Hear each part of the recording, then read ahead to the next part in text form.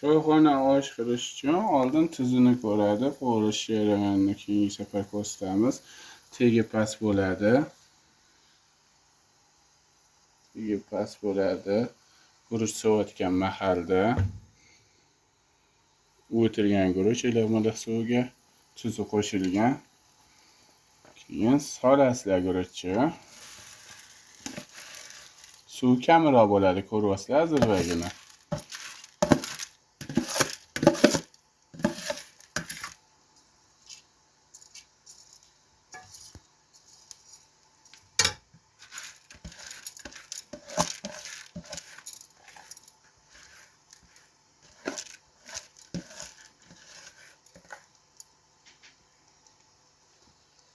Mana shundoq guruchni tekislab olasizlar. Suv kam bir solinglar, tekisladinglar.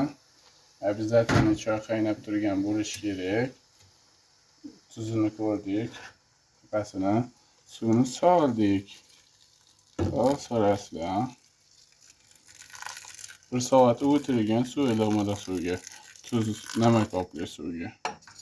Mana guruch ko'mmash kerak. Mana shundoq bo'lishi kerak. Keyin tegida yegazib baland qilasizlar.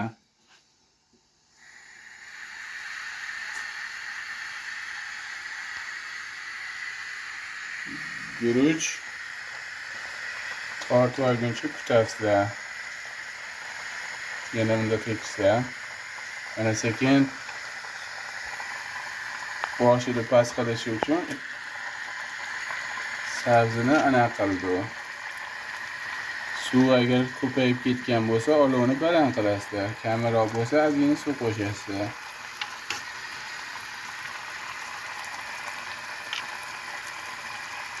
Sal ko'proq bo'lsa, olovni baland qilsangiz tezroq suv qochadi. Agar kamroq bo'lsa, ustini dimlab qo'yasizlar. Like bosadi. Sizga abonelikka tushunmas. Keyingi safar qovurish jarayoni, pishish jarayoni ko'rsatamiz. Bo'ldi, bir pas dam berasizlar, mana shu qaynashi kerak. Mana shunday qilish kerak bu. Baland olovda qaranglar, e'tibor beringlar. Baland olovda hozir tagida suv bor, qo'rqmasdan baland olov qo'yasizlar.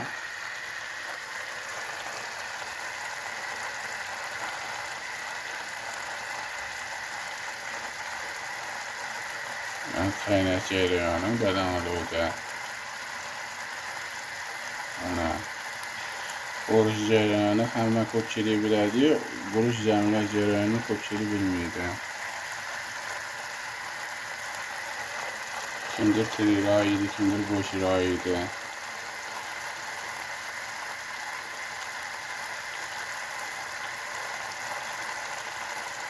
Oradan bir 3 minut, 4 minut o'tgandan keyin e'tibor bersanglar, guruchni cheti qizargan. Bu guruch suv tortyapti. Mana bu yerda olov qaynamayapti.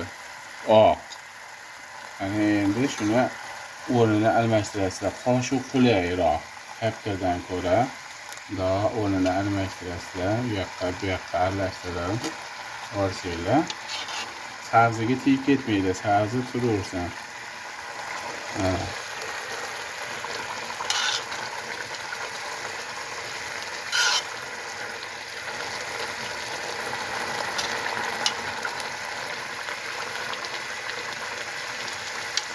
Hali ham olov balandda turibdi.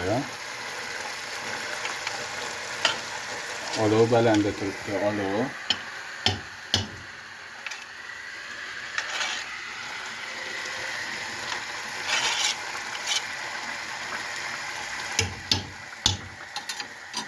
Endi yanında bir tekislab qo'yapsizlar. Suvi sal qochishni boshlayapti. Hali bor. Mana rangi bir xillashyapti, ko'ringlar.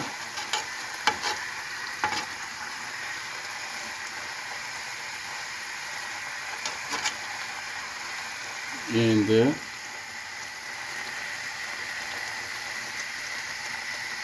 Nisbatan olovni pasaytirasiz nomiga.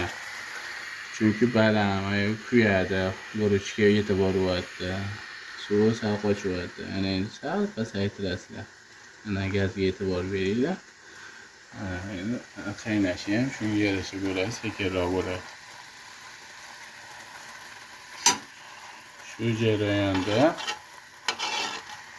yana 1-2-3 minut turadi.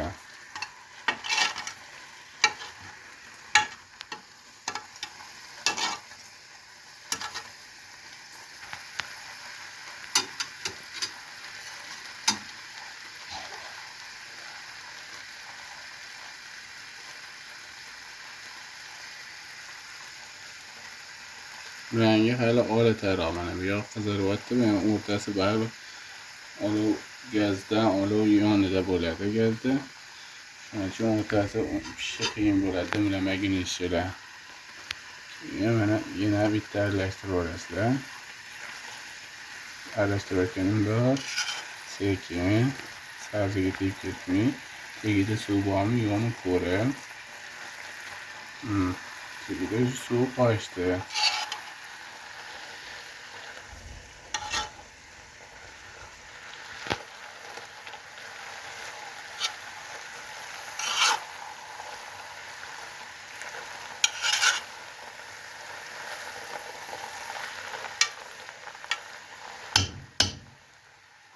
Qochdi.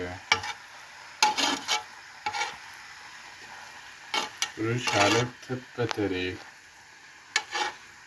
Endi dimlab pishirasizlar. Kam suv qo'shinglar, shuncha osh shirin bo'ladi. O'tilganning hisobiga o'zi pishaveradi osh. Tagini pasaytirasizlar dimlaganda. Tagini olmaydi.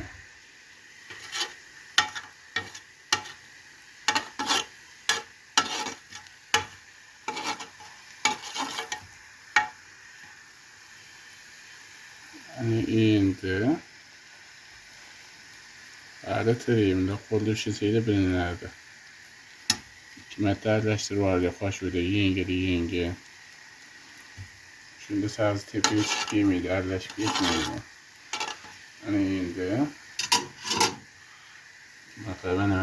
bunaqada yoni ochiq bo'lishi kerak. Dimlab qo'yasizlar. Yoni ortiqcha suv chiqib ketishi kerak. Endi tagini pasaytirasizlar.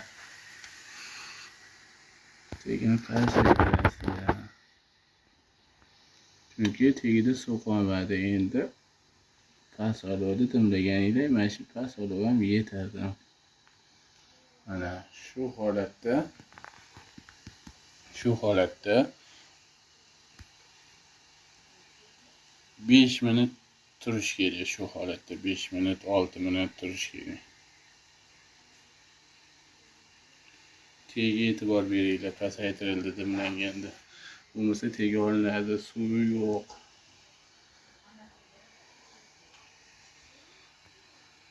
Pasaytiriladi. Gaz desam gaz. Mana ko'rdim, oradan 5-6 minut o'tdi. Tagidagi gazi hali ham past. Ana endi qopqog'i ochiladi buni.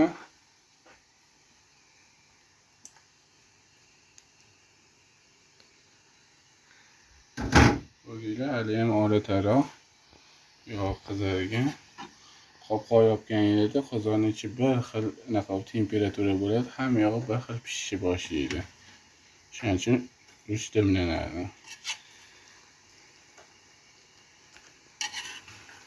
Endi kapkirda aralashtiradi. Endi o'sha guruch ishib oldi.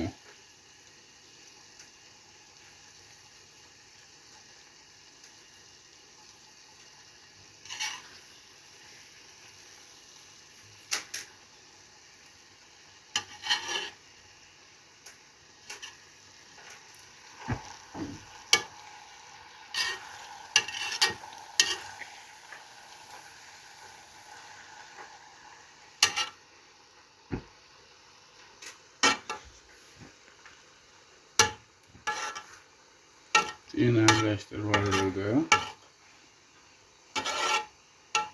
Tekstikda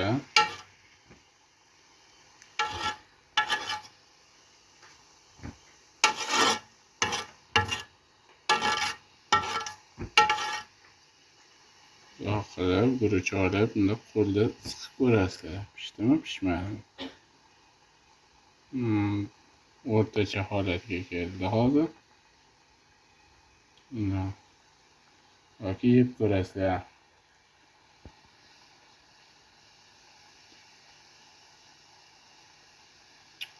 Tirikroq bo'lsa, jiyja suv qo'shib yuborasizlar. Bu hozir o'rtacha hali pishish jarayoni bor.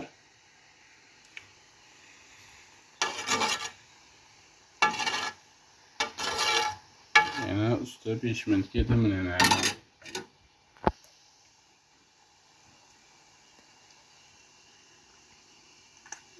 Olov past. E'tibor beringlar, olov past.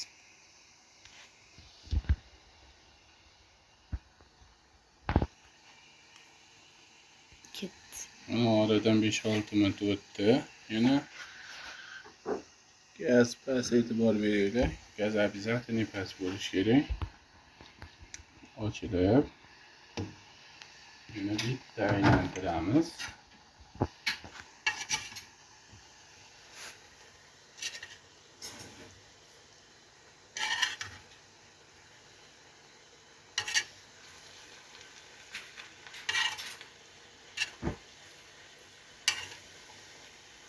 Sabziga iloji boricha tegmaydi. Sabzi go'shtiga tegmaydi. Baribir tegib ketadi.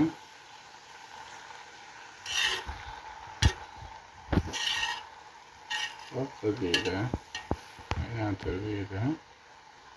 Endi bo'ldi. Yana bitta tekislab oladi. Guruchni juda qiynab tashlash kerak emas. Endi bizlar uy sharoitida oddiyroq guruch. Kamroq go'sht. Xonadonda oilaviy sharoitga bo'laveradi.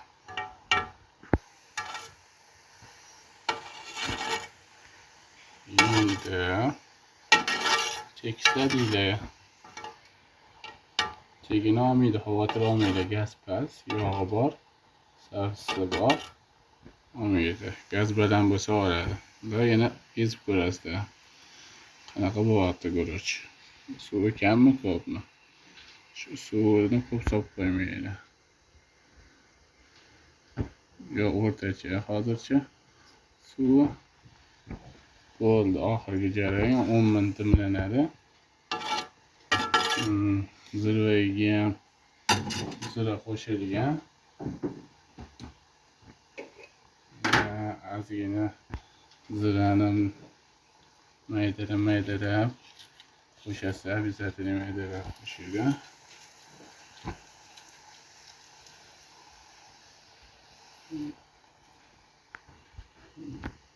Minutga dimlanadi. Shu bilan osh tayyor. Tegini olovini qaranglar. Pastroq bo'lishi kerak обязательно. Pas. 10 minutdan keyin pishadi. Xudo xolasa, keyin bir sizdirish jarayonini ko'rsatamiz sizlarga.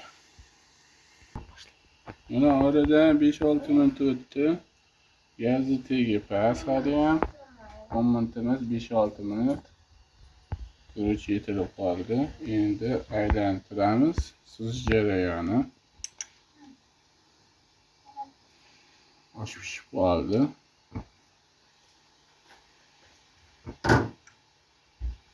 Yaxshilab tegi bilan aralashtiramiz.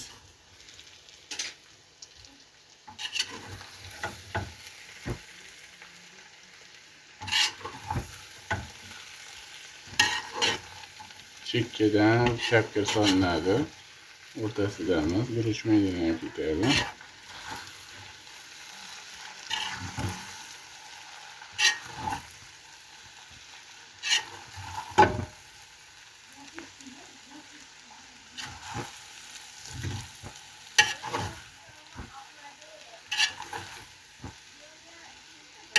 Videoda xato kamchilik bo'lsa uzr so'raymiz. Qo'l jarayoni bu alohida tema keyingi videolarda qo'yib boramiz. Video yoqqan bo'lsa Propiska like tarqatinglar do'stlar. Bu endi uy sharoitida choyxona palovi hisobda bo'ladi.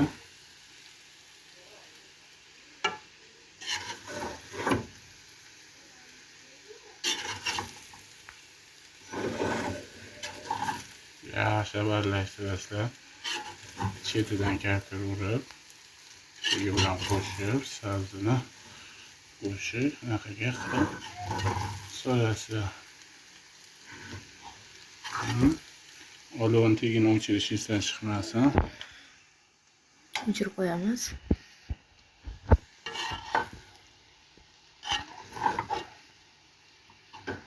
Bo'ldi mana do'stlar, oshga kelinglar. Endi bunga chesnok, yarim dora bo'lsa, achu salatimiz bor, qatiq salatimiz bor. Qo'shib yuboramiz. Va iftorlik paytga og'iz yopishga yaxshi bo'ladi.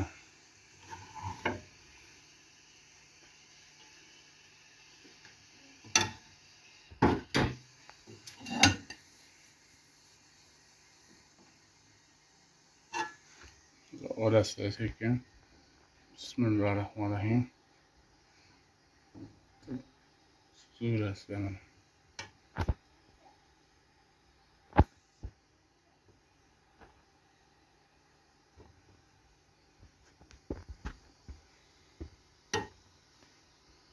Kelinglar oshga. Oshimiz tayyor.